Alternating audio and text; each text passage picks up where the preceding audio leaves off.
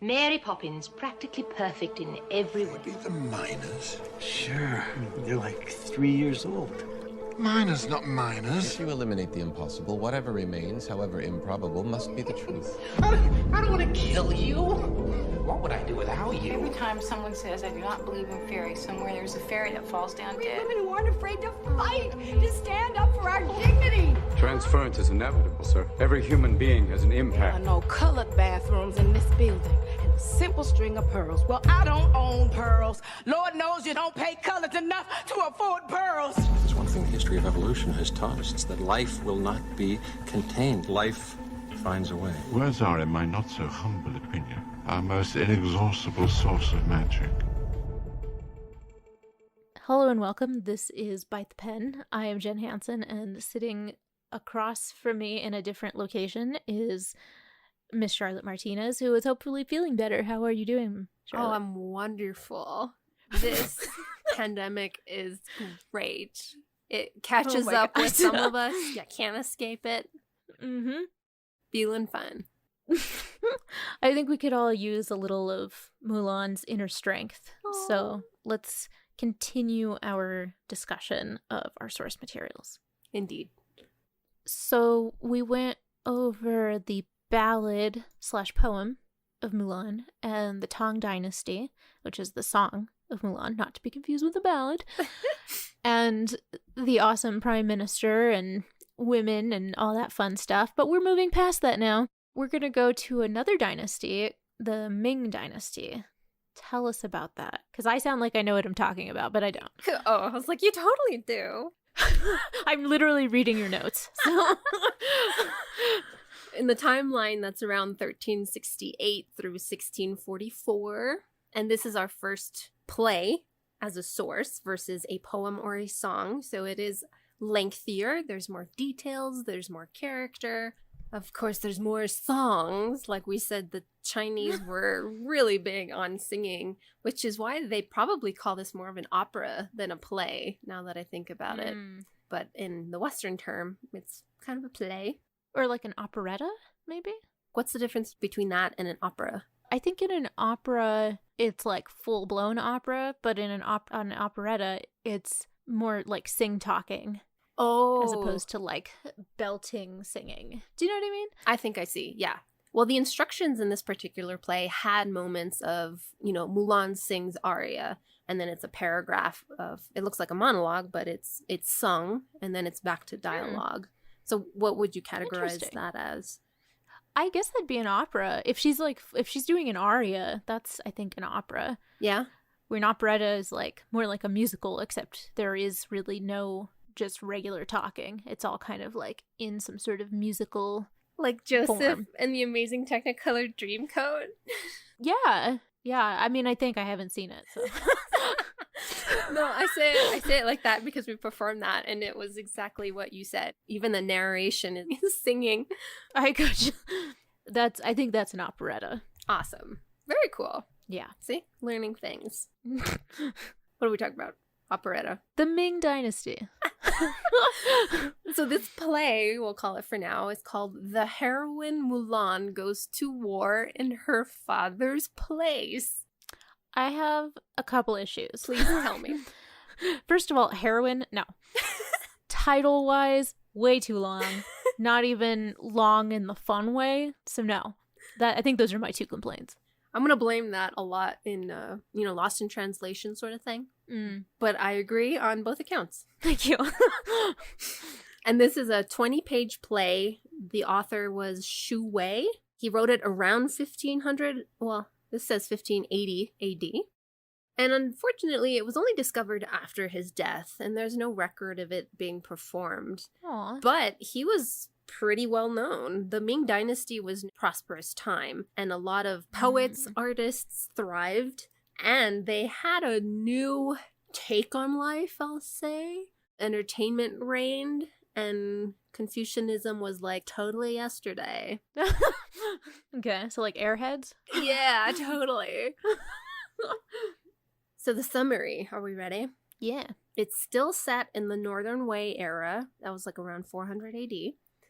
Mulan's father is conscripted to stop a rebellion led by the villain, Leopard Skin. Mulan decides to take his place. Most of Act 1 is Mulan singing arias as she prepares at home for this. She buys supplies, she unbinds her feet. Ouch. And she changes into a male uniform. Yes, ouch. We'll talk about that detail as well. Cool. Act 2 begins in the heat of battle as Mulan is ordered to capture Leopard Skin, which she does, and she is awarded with a cap and girdle, and then offered the title of Imperial Secretariat, which she turns down. On her way home, Mulan sings more. She's wondering especially who is it that really captured Leopard Skin, because if she was in disguise, then maybe it wasn't really her doing the work. The men who travel with her are singing too, but they're wondering why haven't they seen Mulan pee? Interesting. Yeah. I guess it reads more funny than anything. That's good.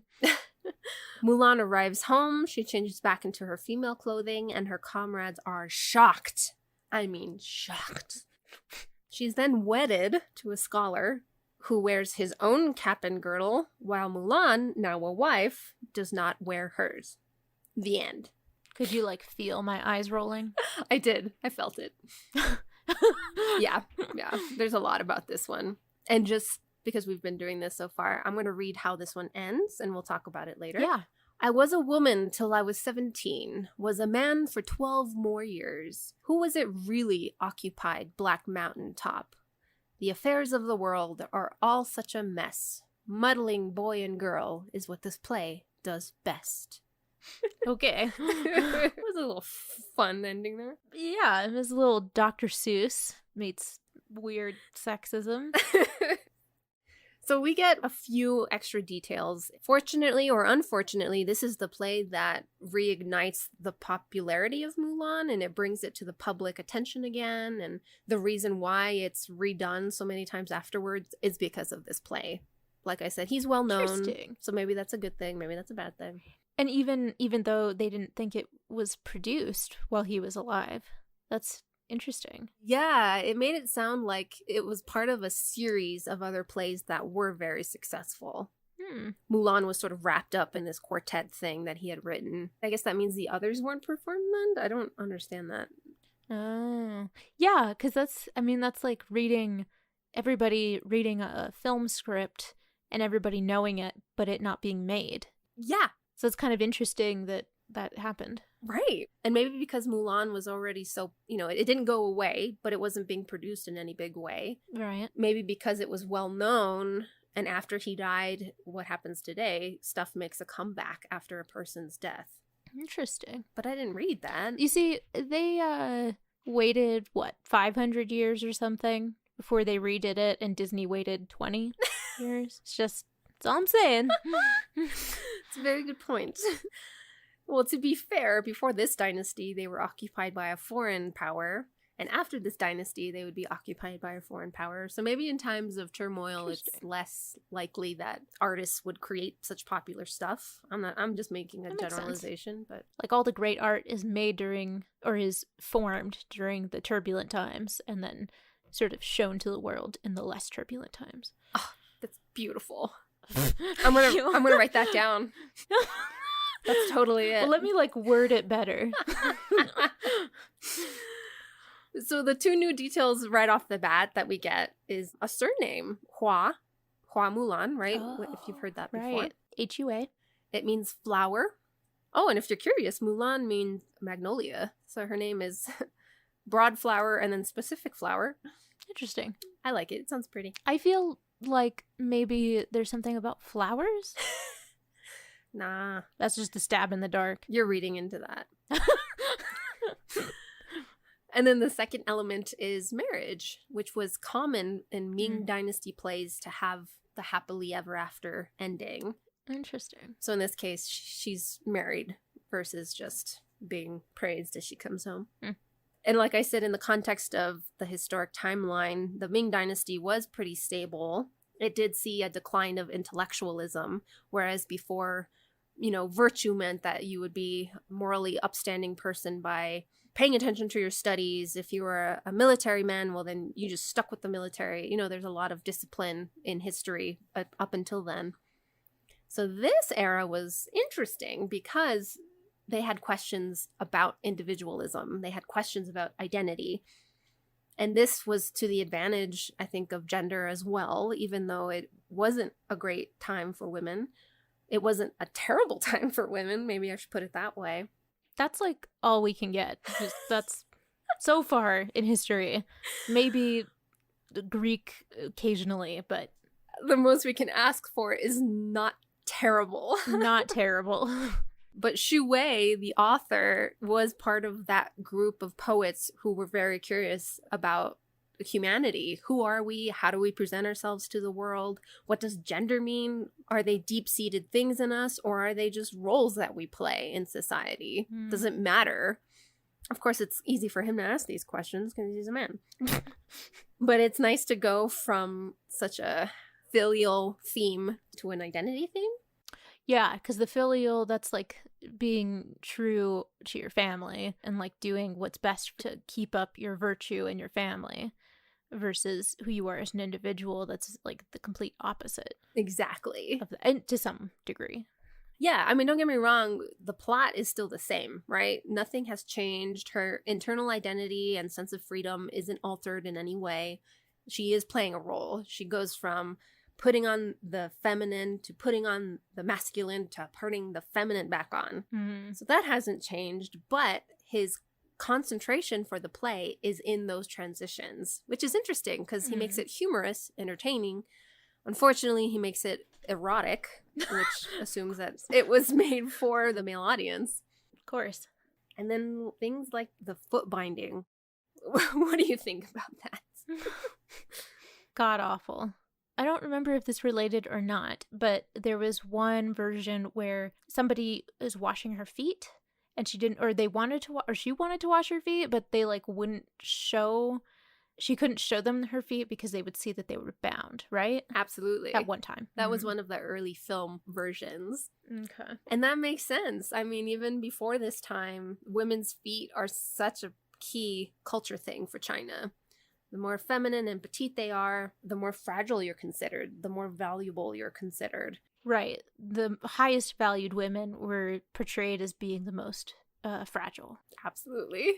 Which makes sense. I mean, but what a excuse me, everybody, if you're Chinese or if you respect the culture, but they really know what they're doing as far as suppression.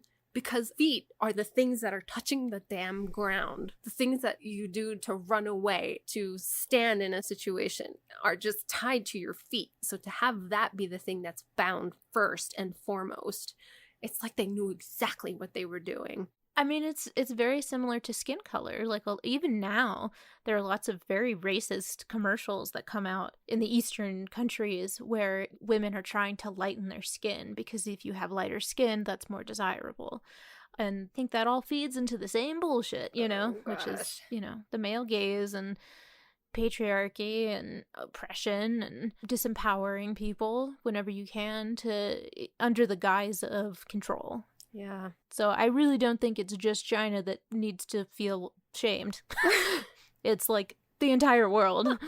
For sure. Even now, you know. Absolutely. I just had never thought of it this much before until reading through all of the history.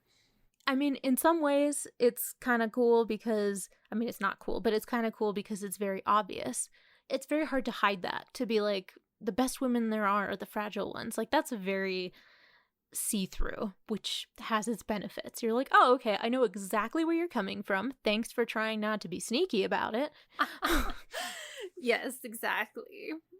And in the play, that's like one of the things that she considers the most, which is, oh, I have to unbind my feet in order to join the army because she wouldn't be able to fight otherwise. And the play actually takes a lot of time in this action, and it would have been considered erotic because women didn't show their feet to men. Historically, it's not accurate because at this time, or the time he sets it in, women didn't bind feet yet.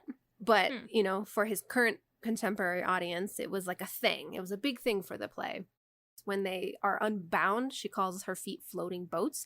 But it's okay because she has a family potion that'll turn them petite again when she's ready to come back and be married. Interesting. Quick fix. Hardly a inconvenience. Super easy. Barely an inconvenience. Exactly. Yes.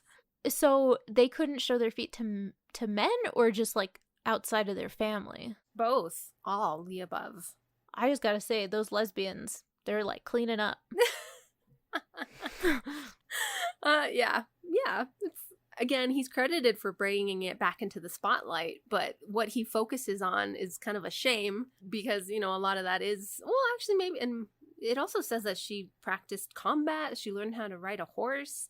I doubt that was shown a lot in the play, though. It probably focused on the more comedic aspects, including the comedic aspects of cross-dressing. If that was a taboo before, it's probably brought up to say, hey, society, we're rebelling against all of that. There's a lot to unpack there. Right. I mean, for historians and sociologists and anthropologists, there's a lot to unpack there. Next, we get some more specific characters, which we haven't seen before. A villain, leopard skin. It's very interesting. Were leopards a big thing in China? I don't think it was a good thing. I think it has something to do with the nomadic clans. Okay. It was more of a barbaric thing. That's kind of what I get from it. When you say it, it sounds a little cringy, and I think that's why, because there's like some sort of strange, weird connotation to that when you call somebody that. It also reminded me of the Jaguar. What is she in the new Wonder Woman film? Oh, yeah. Jaguar? Cheetah? Cheetah. Yeah, Cheetah Girl. Cheetah. Or Cheetah Woman. Yeah, Cheetah Girl. It's just Cheetah. Oh, it's just Cheetah. Good. That's kind of the image I got, but I don't think that's what they're going for. No, I mean, or maybe, because like you said, there's a lot of animal imagery that we don't know about from China. So maybe a leopard was a strong thing, but maybe a bad thing. Right. We'd have to look into that. Sorry, another side part. Oh no, that's a tiger. Who's the bad guy in Kung Fu Panda? Oh yeah, is it a tiger? Tiger. Or is he a leopard? Ooh, can't remember now. Super important.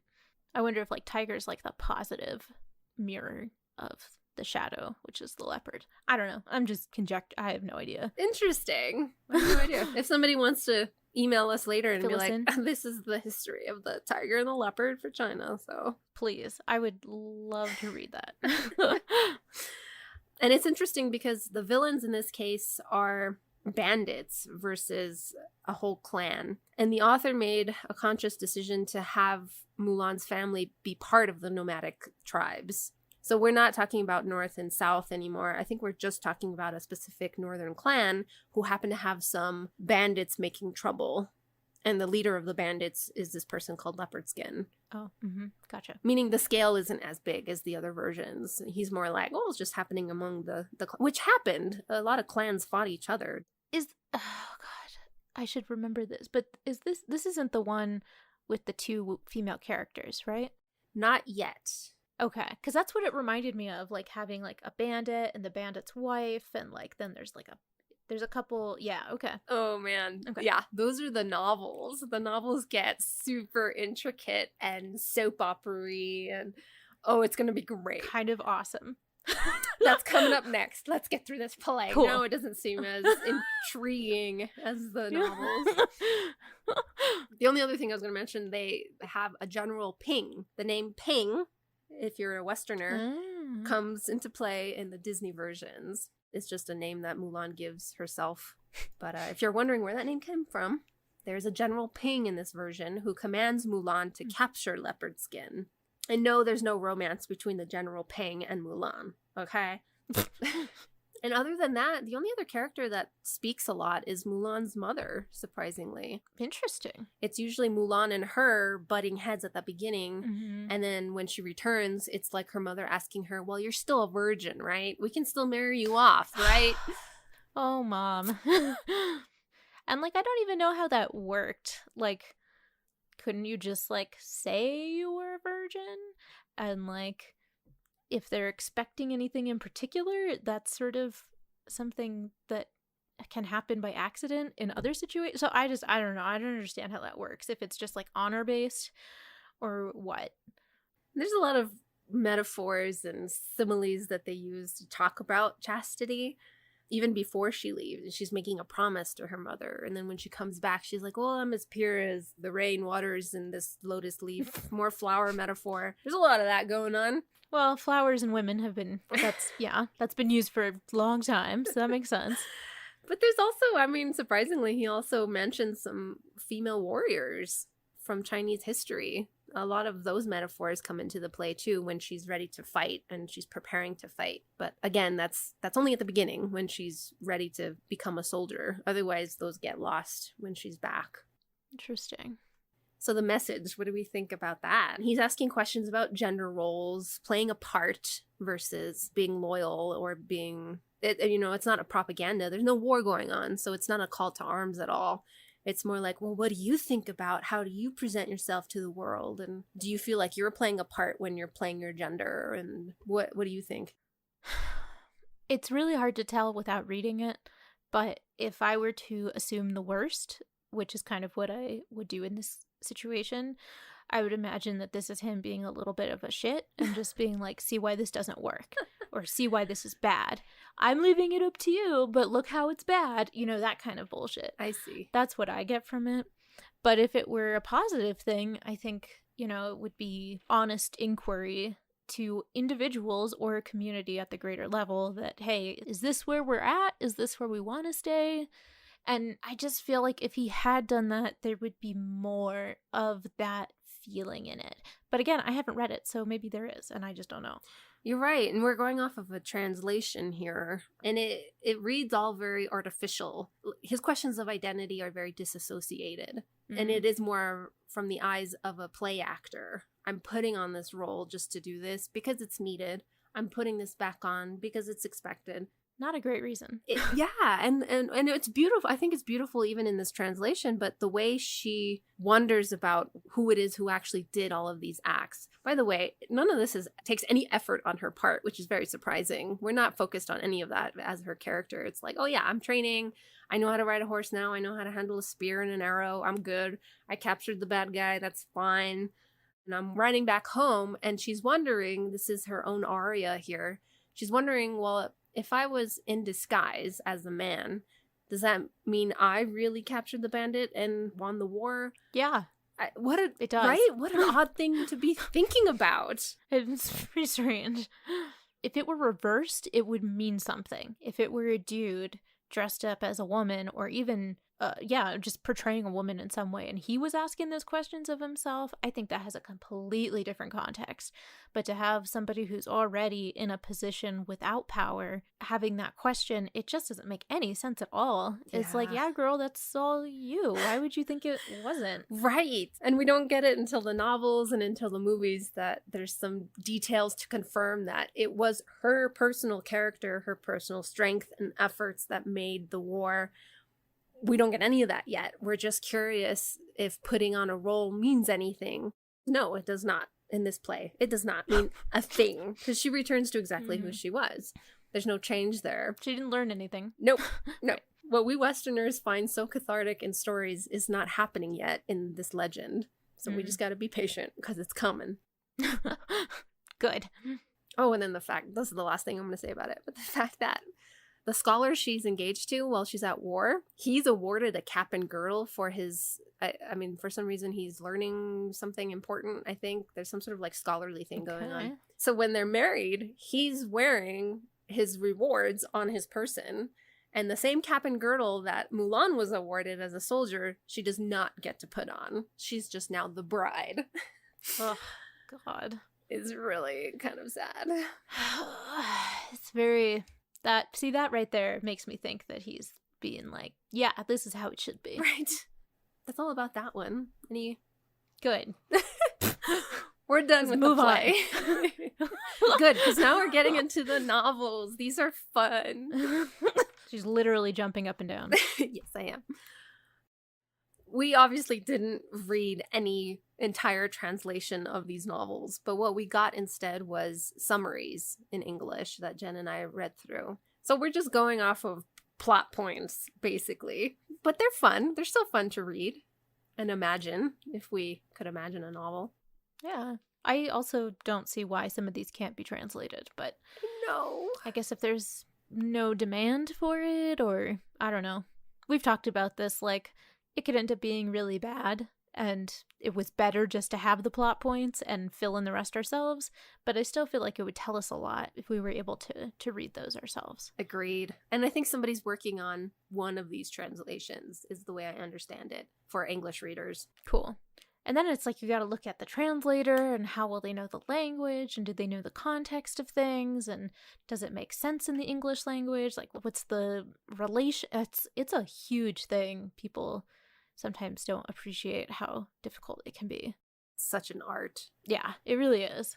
But for now, what we got, yes, what we've read, there's 3 novels that we selected, and they're all from the same dynasty, which is the Qing dynasty, around 1644 through 1912. We're getting pretty close to modern times here. So the first one is called The Romance of Sawi and Tong, and it's a 100-chapter novel by Chu something. I can't pronounce his last name, unfortunately, but his first name is Chu. Hey, Chu. Ren Hao. Renhuo. However you say that. If you're Chinese, correct us. We'd like to know. Please, yes, please. So he wrote this novel in 1695, just to put it in perspective, because this is a long period of time. And unfortunately, he only dedicated a section of the Mulan story to his novel. It's like a few chapters that Mulan is actually a character in it. But the summary of her section, we begin in the final years of the Sawi dynasty. In the timeline, it's much sooner before the Qing dynasty. But at this time, rebellions were breaking out between the Turks, actually. And they did occupy China at that time. In the story, Mulan's father is Turkish. Her mother is Chinese, so she's a biracial teen. Which is awesome. I know, it's a great detail. Mulan is initially loyal to the barbarian Khan, in this case, the nomadic clans. She even saves his life. Oh my gosh, it's such a weird... Anyway, yeah, so just keep in mind, she saves the Khan's life in the war. But at that time, she's also captured by a Chinese princess who befriends her. This is where we get the princess character. And the friendship between Mulan and her is so fascinating. And it comes to play again in the future. Yeah. So after spending time with her, Mulan changes her mind about the war, and she sets off on a mission to bring her family to live with the princess. She wants to sort of bring them back to the Han Chinese side, which is the native Chinese side.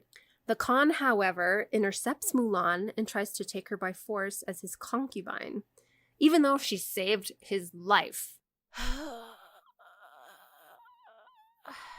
It is revealed that Mulan is a woman at this point, so the Khan's like, oh, haha, you know, you're the soldier who saved my life, but now I know that you're a woman, so obviously you're going to be my concubine. So when Mulan realizes that the Khan will not allow her to refuse, she commits suicide on her father's grave. The end. Trigger warning. God. Again, this is only a section of a really long novel, and the protagonists are not Mulan. They're other figures in this bigger war. And it reads more like a Romeo and Juliet to me. There's a lot of passing of notes and betraying of people in order to marry the person that they love. Mistaken identity tropes in here too. We're getting into a lot of modern motifs, which is fun. But in Mulan's case, not so much. I mean, just from the short summary that we read, I was bored.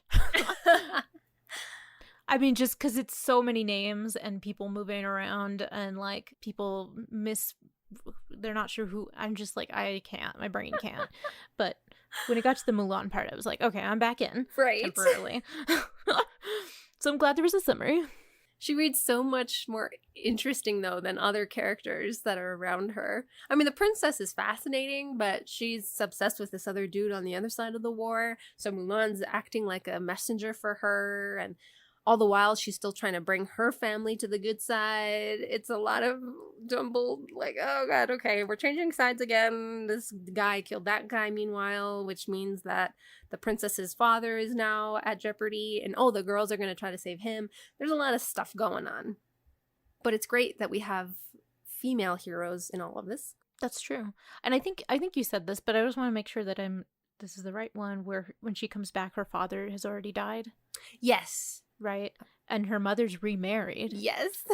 Which is, ouch. I know. Nobody could have written her a letter. I mean, that's when, like, Bury Your Gaze comes back, where I'm just like, oh, this is painful. Okay, it's time for your punishment for doing what you've done. Oh, gosh. You know? Yeah. To be put in a situation where you've accomplished these great things in wartime, returning home, and the fact that you've revealed your identity, instead of being rewarded, you get cornered by your own ruler into this really awful situation. And in order to be remembered in any sort of way at this point in the Qing dynasty, you have to commit suicide. You have to die. And I'm sure it would have been the same if she was killed in battle. She would have been martyred. But in any case, it's death that's important at this point, to be a legend, to be a female legend, I should say.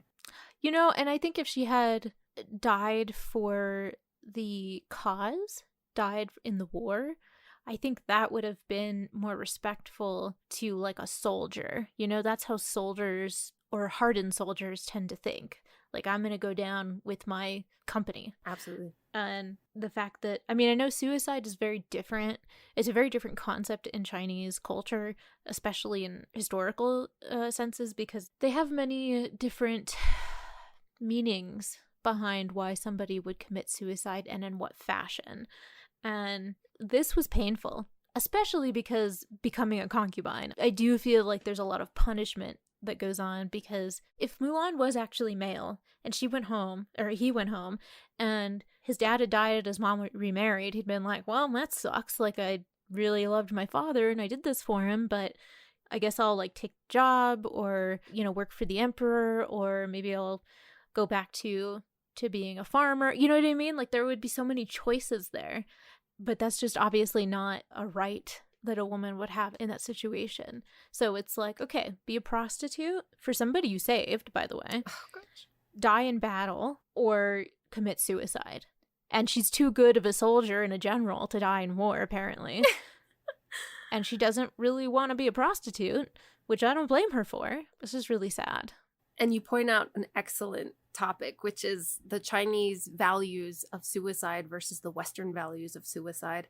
And it all comes back to philosophy and religion.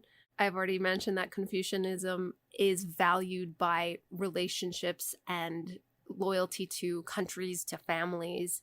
So, you know, in Western culture, it would be a sin to commit suicide. All life is valued, right, by Christianity. So it's never praised, it's never honorable. But in Eastern terms, especially in China, for females, there's very little option. You know, widows did it. They did it to their own kids if there was too many daughters. And Mulan knew this for this version of the story, which is if she became a concubine, then she would lose that filial honor. And the emperor knew that too. If he took her and made her into this other thing, she wouldn't be renowned for this extraordinary thing that she did. That would have been forgotten.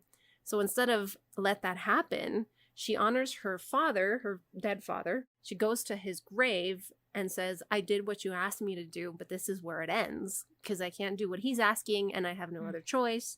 So the honorable thing to do now is just commit suicide, because this is how I will be remembered. So can I offer my rewrite?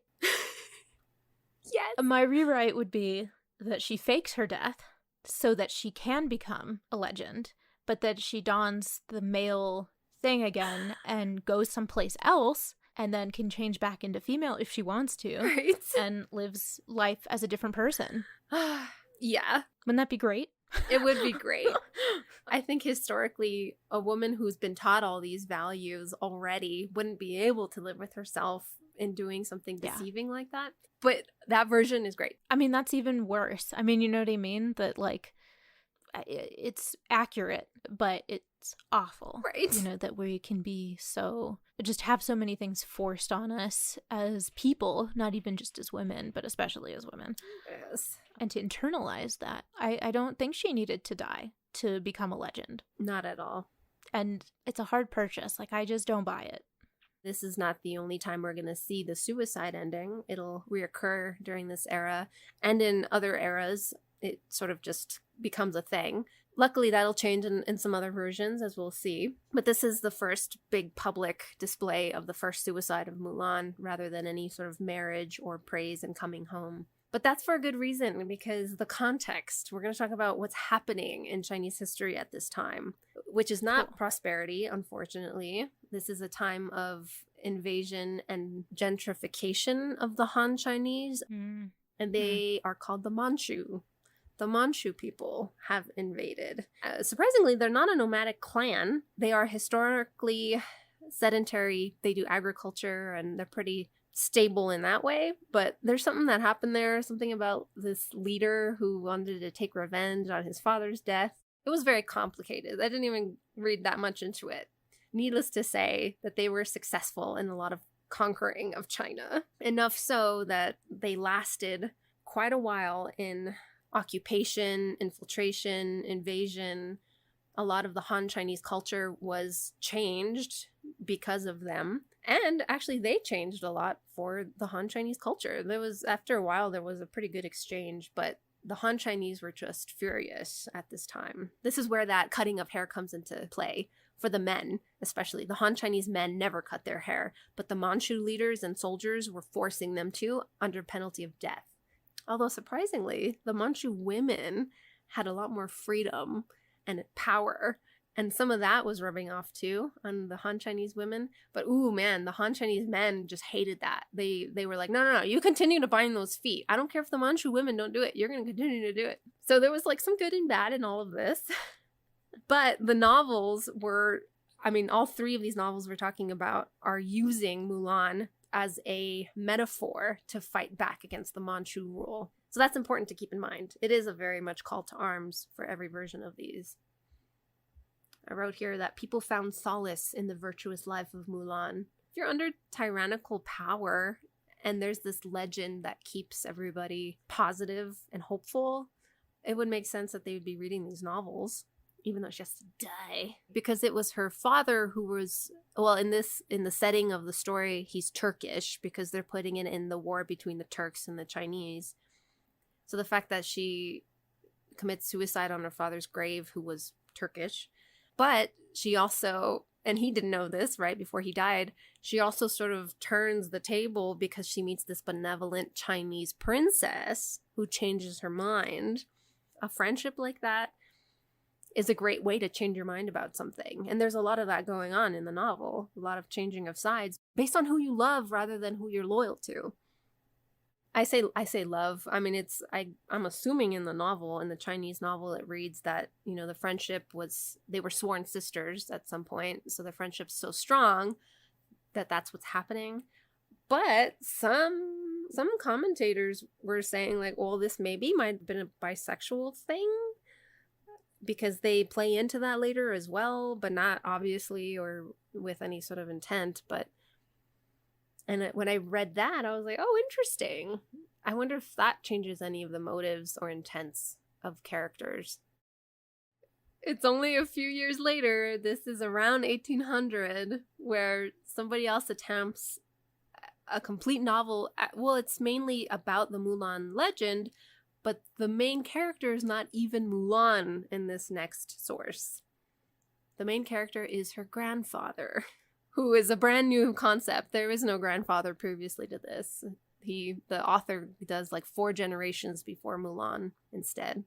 And this one has 32 chapters, also unpublished with an unknown author. It does sound a little bit fascinating though, and I'll tell you why after I read the summary, because it goes in a very different direction.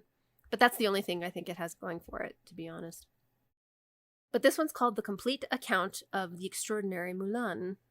Again, it's around 1800. This one's also set at the end of the Sawi dynasty, which is the Turks' invasion. Again, the Turk invasion is a metaphor for the Manchu invasion. They're just using it as a template because it seems to work out pretty well. Mulan comes from the Chinese city of Hubei. The novel includes, like I said, only 3 generations of backstory, as well as a supernatural element of magic. As a child, Mulan's grandfather teaches her mystical and secret fighting techniques and leaves her his occult book when he dies. So when Mulan takes her father's place in this war with the Turks, Mulan not only assists in ending the war, but she battles a sorcerer using what her grandfather has taught her and receives prestigious titles. When she reveals she's a woman, the emperor deems her a princess, and she returns home to raise her now orphaned siblings. Later, the emperor falls prey to gossip, and to clear her name, Mulan commits suicide. Consumed with remorse, the emperor erects a monument in Mulan's memory because suicide is what it takes to be remembered. Always. Again, the context is the exact same. We're still under Manchu tyranny. And again, we don't know the author, but it's written exactly like a call to arms as well. Except, rather than a call to arms for the army and for soldiers for fighting, it's taking a spiritual approach and a pacifist approach. Because there's very little actual fighting done in the novel. And instead, we focus on Mulan's grandfather as a scholar. He's sort of taking in all these ancient martial arts and ancient knowledge, and while the war is going on, he's not acting aggressively. He's acting very serenely instead, and he's passing down all that knowledge to Mulan. There is also, again, we don't quite know because we haven't read the novel, but there was a lot of mention of separating from society, of learning magic without actually using it, indirect action, changing policy. Again, which is really interesting because at the time, Confucianism was sort of dwindling again. But all of that spiritual insight is very actually Taoist. We haven't talked about this, but Taoism was another religion and philosophy happening at the same time in China. But Taoism was based in a feminine nature perspective, that everything has a flow, has a time, and to go against it is going against the way of life, the way things should be. Amen. Yeah, right? I don't know if it ever mentions any of that in the novel, honestly, but that's what Taoism is. So I have a feeling, I have a sneaky suspicion that that's what the grandfather was into. Interesting. And the magic that they're talking about is instead the magic of being one with nature, of knowing internal peace versus trying to conquer things on the outside. And Mulan demonstrates a lot of that. And I think you mentioned the fox before. There's this, I don't know if it's a character, it's some sort of evil thing. Fox spirit. Fox spirits. Which, in one of the videos that we watched in our research, that's more similar to something than a witch. An evil spirit, a fox spirit in particular, would be something that would be familiar in Eastern culture, as opposed to in the Disney live remake where they call them witches, which didn't exist as much as, or isn't as familiar as, something like a fox spirit. And the fox spirit is very interesting. I mean, he kind of comes and goes and shape shifts, and it's something that she has to keep like rebattling, which I liked. I thought that was, she has like a nemesis, you know? Yeah, and it acts as an internal shadow, it sounds like. It's not just an exterior enemy, but it's this enemy that's inside her head. Yes. There's also a line that I think is very important, and I quote, "A wise camel." Now, I don't know how a camel is wise or not, but I'm really interested in how they would be wise. And I think it was you that was telling me that like camels were easier to import than horses. Indeed. And they would last longer than horses, right? Because they have all that fat. So if you know any wise camels or know what that means exactly, I'd really like to know, because that I took like 8 lines of notes and that was the one that I circled. So the wise camel. The clever fox. I've got a fox spirit and a wise camel. I don't know. Oh, that would be so fascinating to read. I would skip all the grandfather stuff unless it was spiritually insightful, and maybe it is, but I would want to know Mulan's story out of everything. This one definitely stands out in terms of reality or using fantasy in some way, and also reminds me of the retelling of Mulan from the other book we read. I can't remember, Maxine something? Kingston, which is like a 3-part, we'll talk about it some more, but her retelling of Mulan feels in this realm. Yeah, that's a good point. This is the first novel where we see any sort of supernatural element blatantly, and even spirits really didn't come into play all that much until now. Yeah. I didn't see any phoenixes, did you? I did not see a phoenix or a witch. Okay, well, I'm just checking. It's just the fox, people. Just a fox. which she defeats, right? Part of the summary says that she does vanquish the fox, maybe not even in a physical way, but maybe it was a mental way. That would be really interesting. Or both, yes. Yeah. Yeah, because he kind of like hops into a different body. Am I remembering that correctly? Yes, yeah. Like she defeats him, he leaves, but then he reappears again, but he's inside a body of this other bad guy. And that justifies her probably physically killing that person. Right. Wow. Yeah. This would have been super different than all the other versions so far. Yeah.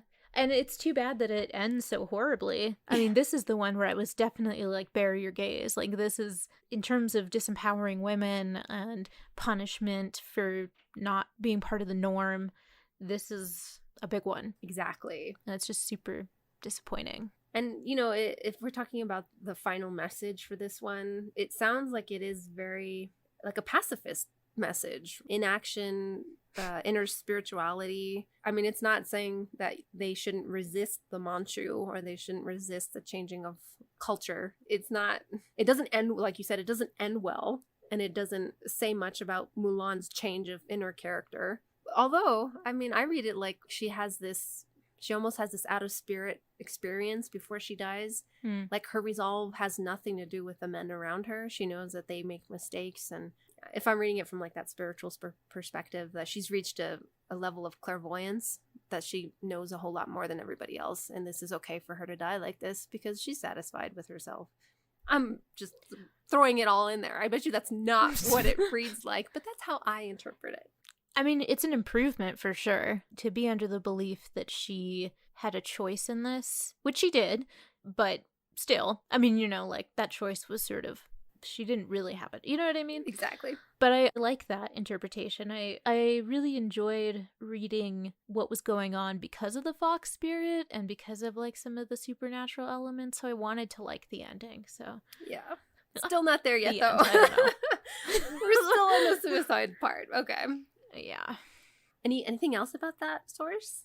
I wrote pretty good life until suicide. Yeah, I mean, to be fair, she lives a good amount of life between the end of war, and her needed suicide because all these people are telling the emperor these rumors. So she does have a little bit of a life here, and I don't think she gets married at that time. She's raising her siblings. She's like the mother now. So it sounds like an okay life. And I think this is the one where she goes back and she does something. She works for the emperor, or she does something like independent work. That's true. Which is really cool. I think that's why I wrote pretty good life. And she's raising siblings, which I guess is very like filial, but I kind of like that she, like you said, she's not married. It's not her own children. She's raising other kids, which she's got like that Snow White quality that we saw in one of the older films where the kids like her and she's like showing them kind of good role model stuff. She is who I'd want teaching my kids. And that she gets to work and kind of go back and forth and decide what she's doing. Like, all of that is awesome. An excellent point. This is the first time we actually see an acceptance of a role after she's revealed she's a woman. Yeah. Oh, man, you're right. I totally forgot about that detail. And then she kills herself. Yeah, of course. That ending is inappropriate. The only other time we see her accepting, or we see the job still as an option, is the final live-action Mulan. The one good decision. Yeah. The very final thing they decided to do, which was progressive. One. So sad. Okay, the final source.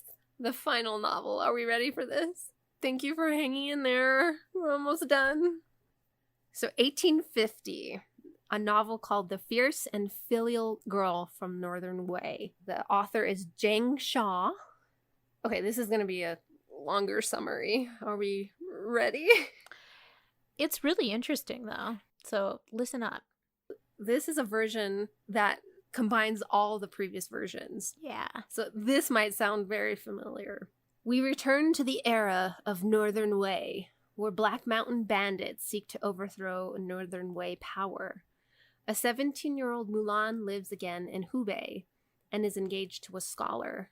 When the conscription comes around, Mulan asks her parents' permission to take her father's place, only to be denied. But when she holds a blade to her throat, they concede. She displays great prowess while performing military exercises and is quickly appointed to command by General Ping. Hey. And she leads a battalion to assist the vice commander in chief. To cover the amount of men he lost in battle, the vice commander slanders Mulan. I guess he wants to, demote her or something, I'm not sure. Mulan, however, continues to win battles. The vice commander then suggests that Mulan act as a deliverer of an amnesty proclamation. It's kind of like waving the white flag for the enemy, saying hey, let's talk about this. He suggests that Mulan does that because that tends to be scary for anybody who wants to take over the don't kill the messenger sort of thing. That's where that comes from. Yeah. So he probably assumes that Mulan may accidentally die in doing this. But she doesn't. She does deliver the message and she's kept as a hostage. But to keep Mulan at ease, she is provided a concubine/warrior, the leader of the enemy's sister. Interesting. So there's an enemy, there's a leader. He has a sister, and she's given to Mulan to appease her while she's a hostage. So the concubine/warrior eventually discovers Mulan's true identity.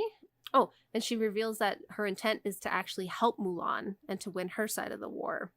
So they become sworn sisters and vow to both marry the same dude that Mulan is engaged to. So the sisters go to work. Mulan escapes. The camp is sabotaged. Mulan is injured. More things happen. Mulan heals, uses magic to kill someone important, I guess.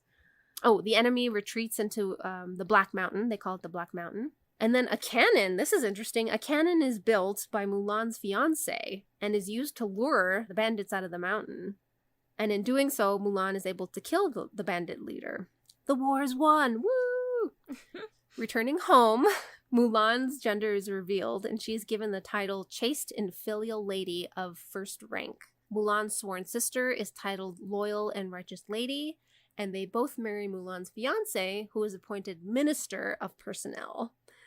This all happens in the course of 12 years. The end. But look, she doesn't die.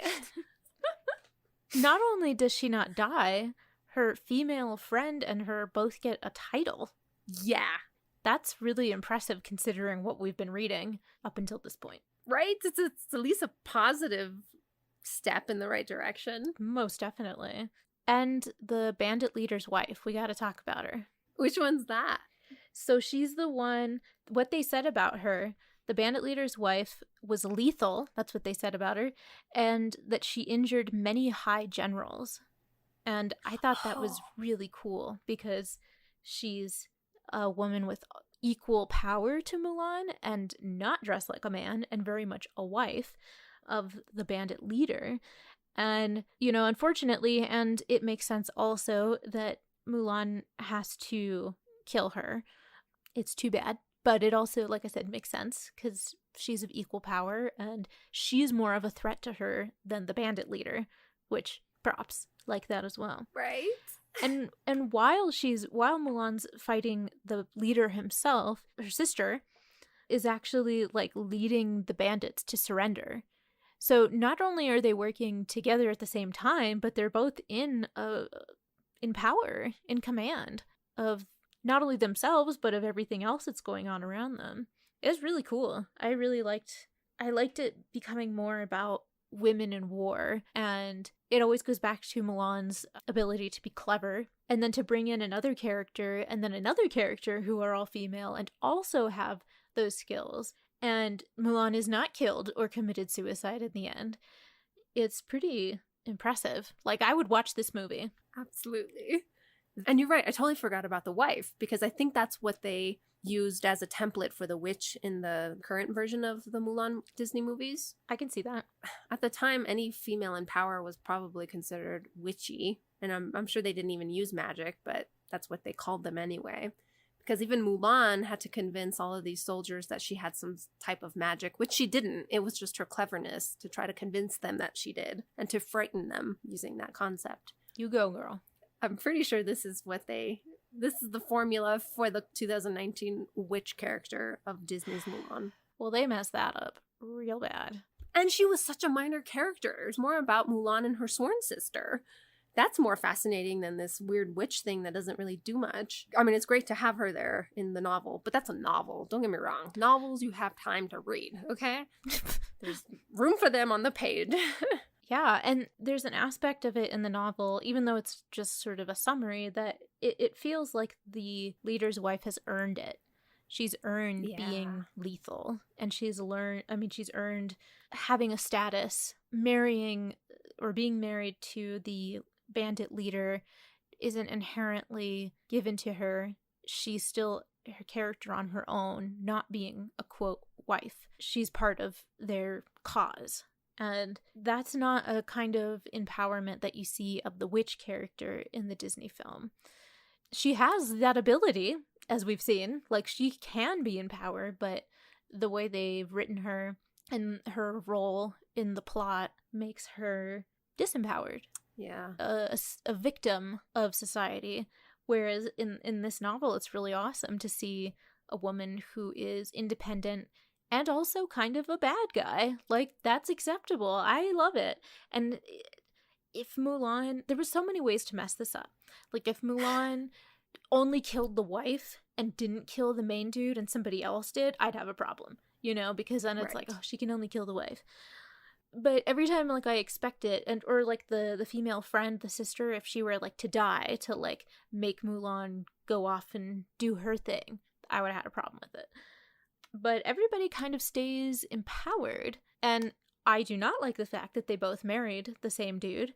But that's my own problem. I mean, I know people are polyamorous and people believe in that. But for me, it was unnecessary. She didn't need to marry him. You know, it wasn't even that he had 2 women that he married, but the fact that she got married at all. But I get it. If it's a romance and that's what people want, fine. Everything else really worked in terms of feeling contemporary. And this was 1850. It's pretty impressive. Yeah, there's some advantages and disadvantages to having the romance aspect. But out of all of the romantic interests or marriage interests, I mean, depending on which version you're reading, I feel like this guy is the most progressive, because Mulan starts off choosing her father over her fiancé. To go to war in her father's place while she's engaged would have been a huge no-no. And the fiancé had every right to just disown her. And Mulan would have no future when she came back home. Instead, he's impressed by it. If anything, he becomes more bashful around her because she's so empowered. Super cute. Love it. Right. I love that concept. And I love that he's integrated in the war as well, that he's the one that designs and initiates the cannons, for example, is a very fascinating detail, not only because cannons weren't created yet in that time period, but I mean, what an interesting reprise, because the war so far has just been advance, retreat, advance, retreat. So they're stuck here as the enemy is hidden in the mountains and all of this stuff has happened. And Mulan's fiancé shows up. He knows who Mulan is. Nobody else does. She's still in disguise. And knowing that she's there, he's like really nervous. I mean, because he's proud of her and she's been injured and she's trying to heal. And he already knows that she's accomplished all these things. And here he is being asked to build this thing while she's around. So it's like this bond that wasn't there before. And it feels like there, as far as romance goes, that there is some development there. Absolutely. And meanwhile, she has this great secondary sister character who's helping her win the war. I mean, they're planning all these things together, and it's working, obviously. And the last piece of the puzzle is for the fiancé to build this cannon that's going to bring them out of the mountain. You know, so it's like this trio that's working together. And you're right, the romance part isn't always cathartic for everybody, but it's better than it was. Oh, yeah. By far. Yeah. I completely agree. It's nice to see a character like that. And I also like that he's sort of on level with them because he's not using brawn, he's using brains. And that he's not necessarily the tactician. He's more of the engineer in this situation. So there is sort of like there's no like overbearing masculine presence with him where he's like, you will go do this, wife, and then I will do that. You know, it's more like, okay, so I designed this cannon. What do I do with it? You know, like you said, the trio kind of putting it together and executing it as a team. is beautiful. Yes. And maybe it's sexist to think it, but I feel like that is more of a female thing. I can buy into this because I can see women coming together with men that are like this and doing these things as a team, not as some alpha male. That's my fantasy novel right there. Is a war commanded by women, and it's the men on both sides that are being the inventors, or I mean, don't get me wrong, there could be female inventors in there too, but they're like secondary. The ones taking out the orders from their female commanders. That's my fantasy version. Yeah, because that's not something we've seen. Isn't that crazy? How long have humans been alive? And we still have not seen, I would say, a widespread or a well-known version of that. Totally. I mean, I think of like Themyscira from Wonder Woman, but there are no men in that society. They just like remove the men completely, and it kind of ruins the whole idea behind it, in my opinion, because it's not about separation. It's about balancing both parties and everybody having power of themselves and in society and all that bullshit, you know? Agreed. Yeah. Yeah. This also, I wonder if the Chinese made live action film pulled this relationship. Oh. Because I get those same kind of like, we're in the war together buddies, but it's not quite as I don't like in the other film we watched, the one recently, where like you can feel that they're like tense around each other because they both like are attracted to each other. Like in this one, it's more like they get to know one another as people because he thinks she's a dude, and then something develops later. Yes, agreed. So after the original Disney in America, Chinese did a live action film, and this is the one Jen is referring to. And it did feel more of like a grand drama. Yeah. And it had a lot of these aspects to it, didn't it? I really enjoyed that version. I highly recommend it. Totally. And we'll talk about that movie in the next episode for sure. Yeah. But I have a feeling you're right. I bet you the creators looked heavily into this novel particularly. Oh, actually, and because you said that, one of the details that one of the commenters pointed out was that Mulan is repeatedly traumatized by the cruelty of the warfare, but she refuses to suppress her tender side and become a hardened warrior. And I think that was sort of apparent in the live action as well, is that she felt all this emotion. Although in the movie, she does kind of harden, doesn't she? But that's like part of the story, right? I mean, I feel like that's highlighting that aspect. Yeah. Good point. But yeah, I love that too, because it's not a replacement. It's not like, did I do that? Was it the man in me, or was it me as a woman dressed as, it's just like, yeah, I'm a whole person. Thanks. I have emotions, yes, but I also can lead. Thank you very much. Yes, agreed. It's not rocket surgery. It's not rocket surgery. I love it. And that's a great message to leave off with. After she's revealed as a woman, she has a title. It's not just returning home, even though she does get married. She gets to keep a title this time. Prestige, and her life is great as well. And her friend. And her friend and her fiance. Everybody's rewarded for being individuals, which we haven't seen that much yet, right? Yes, exactly. Yes. So that's a great indication that the evolution of Mulan is nearly to modern time. The next episode, we're going to be talking about, how she's switched completely from this filial daughter to a feminist, which is about time. This is the good transition. This is the time for that. And it only takes a century. And honestly, I mean, we haven't read this novel, but this feels more feminist than the newest Disney version in a lot of ways. Oh my gosh, you're right. It does. That goes to show something. I don't know what, but it's something. Right. And in terms of history, there's a lot of communist activity that's going to happen next in China. And a lot of that's good for women because there's a lot of female liberal movements happening where Mulan is a source of comfort and a source of inspiration. Thank you. For those movements, which is important because that's going to make her shift from the filial daughter to a feminist warrior. Yeah. I have a book about female warriors in television and film. I hope at some point we can crack into that book and check it out, because I feel like Mulan is one of our oldest examples of the female warrior. Oh my gosh, that's gonna be so exciting. I can't wait. So hopefully that gives us a perspective of where Mulan began, where she is now.